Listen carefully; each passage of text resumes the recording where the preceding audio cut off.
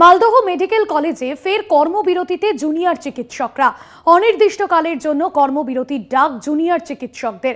দাবি না মানা পর্যন্ত কর্মবিরতির হুঁশিয়ারি ডাক্তারদের। মালদহ মেডিকেল কলেজে ফের কর্মবিরতি। অনির্দিষ্টকালের জন্য কর্মবিরতির ডাক জুনিয়র চিকিৎসকদের। দাবি না মানা পর্যন্ত কর্মবিরতির হুঁশিয়ারি, অর্থাৎ দাবি না মানা পর্যন্ত কর্মবিরতির পথেই হাঁটছেন তারা। আর মালদহ মেডিকেল কলেজে ফের কর্মবিরতিতে জুনিয়র চিকিৎসকরা। অনির্দিষ্টকালের জন্য কর্মবিরতির ডাক্তার। সবাই পাশে কান টানলে মাথা আসে, এক হোক বা একের বেশি শাস্তি পাক সকল দোষী। প্রিন্সিপালের ঘাড় ধরো, সব তথ্য বার করো। আর কতদিন ঝরবে রক্ত, প্রশাসন তুমি কিসের মত্ত?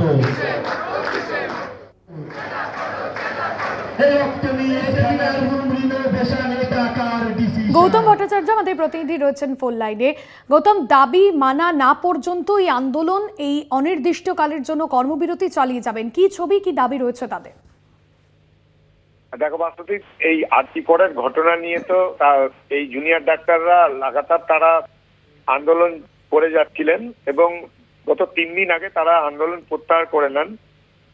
প্রিন্সিপালের সঙ্গে কথা বলার পরে মালদা মেডিকেল কলেজের যিনি অধ্যক্ষ ছিলেন তার সঙ্গে কথা হয়, তারা আন্দোলন প্রত্যাহার করে নেন। কিন্তু তারা বলেছিলেন যে হসপিটালের ভিতরে মেডিকেল কলেজের ওয়ার্ডের মধ্যে তাদের নিরাপত্তা দিতে হবে এবং উপযুক্ত পরিকাঠামো, তাদের যা যা আরো দরকার সেগুলো তারা ব্যবস্থা করে দিতে হবে। মেডিকেল কলেজ কর্তৃপক্ষের কাছে দাবি করেছিলেন, তারা এই মর্মে কর্মবিরতি থেকে প্রত্যাহার করে। কিন্তু আজকে সকাল থেকে তারা আবার অনির্দিষ্টকালের জন্য এই ইন্টার্ন যারা জুনিয়র ডাক্তার তারা আন্দোলনে নেমেছেন এবং তাদের বক্তব্য যে তারা এই 3 দিন অনুধাবন করলো যে কাজের কর্মক্ষেত্রে যে তাদের যে প্রতিকূলতা ছিল, তাদের যে বাধা বিপত্তি যে সমস্ত সম্মুখীন হতে হচ্ছিল সেগুলোর কোনো কিছুই অবসান হয়নি।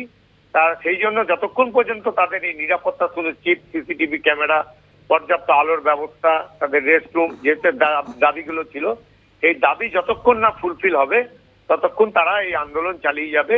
এই মুহূর্তে তারা এই ট্রমা কেয়ার সেন্টারের নিচে আন্দোলনে আবার জমায়েত হয়েছে এবং আবার দেখা যাক যে প্রিন্সিপাল মালদা মেডিকেল কলেজের যিনি প্রিন্সিপাল আছেন, এমএসভিপি আছেন প্রসেনজিৎ বর, তারা আলোচনা করবেন কিনা, এই জুনিয়র ইন্টার্নদের সঙ্গে বসবেন কিনা, কখন বসছেন।